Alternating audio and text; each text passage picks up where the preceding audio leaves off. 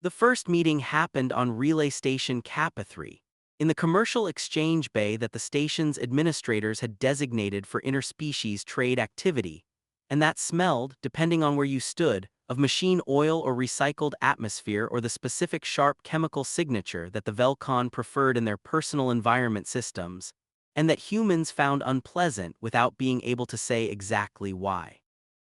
Deo Okonkwo was 41 years old and had been trading in the ascending corridor for 6 years, which made him one of the longest operating human independent merchants in the region. His grandmother Adiz had commanded a pelagic fleet vessel. His mother Dara had designed the colony ships. He had looked at the family tradition of doing difficult things in difficult places, and had decided that the difficult thing he wanted to do was commerce, specifically the commerce of the ascending corridor, the movement of goods between the established relay stations and the ascending cluster's 3 operating colonies, and the growing network of non-compact species that had been discovered in the region above the galactic plane. The ascending corridor was not a convenient trading environment. The distances were enormous and the transit times were long, and the species that operated in the region were not always well characterized in the commercial databases, and the legal frameworks for interspecies trade were still being developed by the Compact's commercial division, which was doing its best and was approximately 12 years behind the actual situation on the ground. What the ascending corridor had in place of convenience was opportunity. The specific opportunity that existed in regions where the infrastructure was being built in real time and where the beings who arrived early and understood the environment would shape what the environment became. Deo had arrived early. He understood the environment. He was shaping it in the specific way of a merchant who had decided that his business was not the goods he traded but the relationships he built, and that relationships in a multi-species environment required a different kind of attention than relationships in a human one. He had learned 6 ascending corridor species languages at working level, which was sufficient for commercial negotiation, and for the specific kind of miscommunication detection that working-level fluency provided, the ability to notice when a translation system was rendering something imprecisely, which was different from being able to render it precisely yourself. He had developed supplier relationships with beings from 4 species and customer relationships with beings from 7, and he maintained these relationships with the specific care of someone who understood that a relationship in a region with limited transport access and long transit times between parties was a resource that was expensive to replace. The Threnvel were a species he had not done business with before the first meeting. They were approximately 20 years into contact with the Compact, which put them in the category of newly integrated species that were still navigating the commercial frameworks, and they had a reputation in the Ascending Corridor's informal merchant network, the network that operated in message boards and in-person exchanges, and the specific information economy of beings who were all in the same difficult environment, and found it useful to share what they knew. As aggressive negotiators who were not above a certain creative interpretation of commercial agreements. He had heard this before the first meeting. He had filed it as useful background information and had not altered his intention to attend the meeting, because aggressive negotiators who were creative with agreements were a feature of every commercial environment he had ever operated in, and the appropriate response was preparation, not avoidance. The first meeting was a purchase negotiation.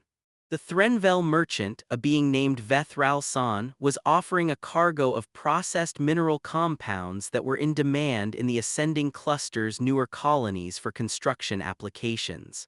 The compounds were genuine. Deo had them assayed before the negotiation, as he always did, and the quantity was what was represented.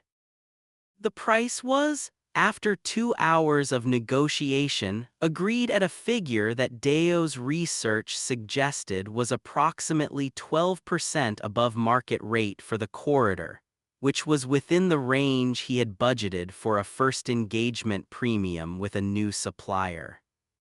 What he paid 12% above market rate for was a cargo that was delivered with a weight discrepancy of approximately 8%, documented in the transfer manifest in a notation that used a Threnvel commercial term which the translation system rendered as standard transit allowance and which, when Deo investigated the term in the context of Threnvel commercial practice, turned out to mean something closer to negotiated variable delivery quantity. The negotiated variable delivery quantity had not been negotiated.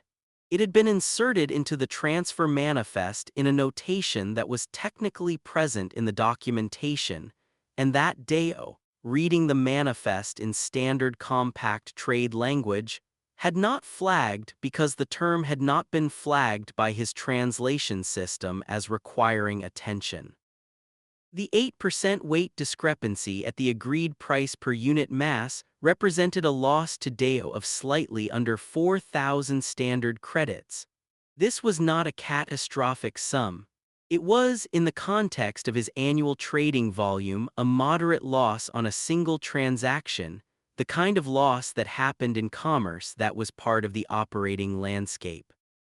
He documented it precisely. He documented the manifest notation, the translation system's rendering of the term, the Threnvel commercial definition of the term, the discrepancy between the delivered quantity and the agreed quantity, and the credit value of the discrepancy. He documented it the way he documented everything, not because he planned to do something specific with the documentation immediately, but because documentation was the foundation of everything that followed, and incomplete documentation was the origin of most commercial disputes that were hard to resolve. He submitted the documentation to the Compact's Commercial Dispute Registry, which was the correct procedural step, and which he knew would produce a slow-moving administrative process that would eventually result in a finding that was either inconclusive or, if it was conclusive, would arrive after the commercial relationship had already reached its natural resolution one way or another. He also sent a message to the Ascending Corridor Merchant Network, which was the informal channel and which moved faster than any administrative process. The message described the transaction, the documentation, the Threnvel commercial term, and the weight discrepancy in precise and factual language that did not editorialize, did not characterize Vethralson's conduct as anything other than what the documents showed it to be, and included the complete documentation as an attachment. Then he went back to work. The Ascending Corridor Merchant Network was not a large community. There were perhaps 300 independent merchants operating in the region at any given time, of which approximately 90 were human, approximately 60 were Keth, and the remainder were distributed across 12 other species. The network's message boards were read by most of its members regularly because the Ascending Corridor's commercial environment changed quickly, and the information economy of 300 merchants was the fastest-moving source of operational intelligence in the region. Deo's message was read by most of the network within 48 hours. The documentation was specific and complete. The Threnvel commercial term and its definition were noted and added to the network's informal glossary of terms that translated imprecisely in standard compact trade language. The second meeting between Deo Okonkwo and Vethralson was scheduled for 3 months after the first, when Vethralson sent a commercial solicitation to a list of merchants operating in the Ascending Corridor, and Deo was on the list. Deo did not respond to the solicitation. This was not a statement. It was not an act of retaliation. It was a commercial decision. He had a documented transaction with Vethralson that had produced an 8% weight discrepancy that had not been resolved, and in the absence of resolution, the transaction represented a data point about the commercial risk profile of engaging with Vethralson. and his assessment of that risk profile led him to decline the engagement. He had other suppliers for the compounds Vethralsan was offering. He contacted them instead. Of the 63 merchants on Vethralsan's solicitation list, 9 responded with interest. Of those 9, 6 were members of the Ascending Corridor Merchant Network and had read Deo's message. Their responses were cautious, not refusals, but requests for clarification on the delivery terms, specifically the definition of standard transit allowance. Vethralsan's responses to these requests were not satisfactory, in that they confirmed that the term meant what Deo's documentation had said it meant. 3 of the 6 requested clarifications withdrew their interest. The other 3 remained engaged but negotiated delivery terms that explicitly excluded the standard transit allowance provision and specified the delivered quantity in terms that the translation system would render without ambiguity. The transaction that resulted from those 3 negotiations was completed. The delivered quantities were within specification. The 3 merchants noted this in their own documentation and some of them noted it on the merchant network. The remaining 30 merchants who had been solicited and had not responded, and the unknown number who had received the solicitation and had been aware of Deo's documentation before considering whether to respond. These beings had made their own calculations, based on available information, about the commercial risk profile of engaging with Vethralsan. This was how the Ascending Corridor's commercial reputation system worked, not through administrative enforcement, which was slow, through information, which was fast, through the 300 merchants who shared what they knew because they were all in the same difficult environment, and the information economy was the thing that made the environment navigable. Vethralsan sent a second solicitation 6 months after the first to a different distribution list. The solicitation reached the network through a different channel. The network's informal glossary now included the Threnvel commercial term as a standard entry. The solicitation produced fewer responses than the first. Deo was not on the second distribution list. He had not asked to be removed from it. He simply had not been included, which was Vethralsan's commercial decision, which was consistent with the logic of a merchant who had understood, at some point between the first and second solicitation, that including Deo Okonkwo in a distribution list was not commercially productive. This was not a second meeting. The second meeting never happened, which was the resolution, and it was not dramatic, and it did not involve any confrontation or any administrative finding or any moment of reckoning. It was simply the commercial environment processing the information that was available in it and producing outcomes that were consistent with that information. Deo noted this in his commercial log in the entry where he tracked the Vethralsan transaction and its downstream effects. The entry read, "Transaction resolved through information distribution. Network adjusted. No further engagement required." He closed the entry and moved to the next one. The Ascending Corridor was full of next ones. There were new species being encountered as the relay chain extended and the colony ships moved further into the region above the plain, and each new species represented a new commercial relationship to be built carefully with the specific attention that careful relationships required. There were existing relationships to be maintained. The Sarathvel, whom his cousin Elan had treated on the Vel Sarath, and whose commercial contacts had subsequently reached out to the Ascending Corridor merchant network, because the Sarathvel's trading network and humanities relay chain had overlapping geography and complementary goods profiles. There were the 3 operating colonies in the Ascending Cluster. each of which had needs that were specific to its stage of development, and that changed as the development progressed, requiring a merchant who paid attention to what was needed now rather than assuming that what was needed 6 months ago was still what was needed today. He paid attention. This was the work, and the work was long, and the ascending corridor was large, and he had been here 6 years and intended to be here for 60 more. He sent Elon a message because they sent each other messages in the specific way of cousins who were both working in the same direction and found the parallel useful. The message said, "Threnvel situation resolved. Documentation approach worked as intended. The network is the enforcement mechanism. It moves faster than any administrative process, and it runs on information that is already in the system." I think this is the right model for the ascending corridor's commercial law situation, which is 12 years behind the actual environment. We do not need to wait for the compact's commercial division to catch up.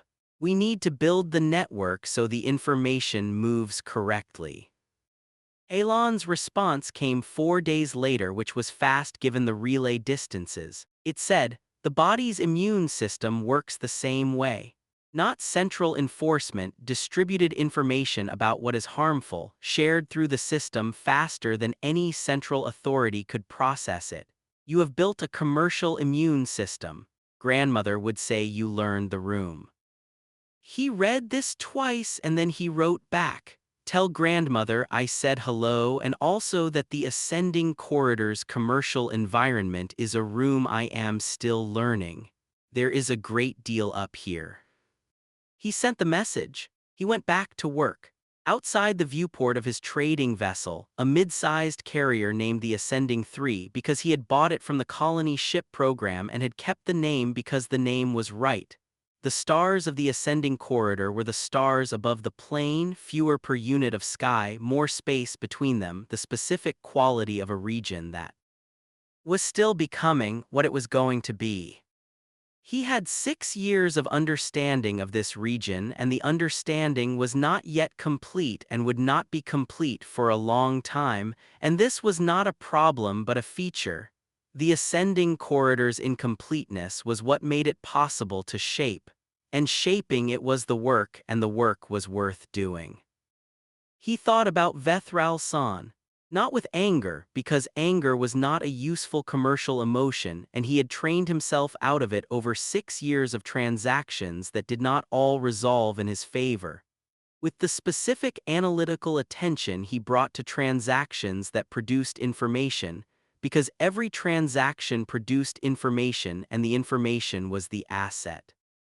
The information the Vethral San transaction had produced, the standard transit allowance term and its definition, now in the network's glossary, the documentation approach and its effectiveness, now in his own practice log, the commercial risk profile of Threnvel transactions that included the term, now understood by the network, the speed at which accurate commercial information moved through the ascending corridor merchant community when the documentation was precise and the distribution was broad.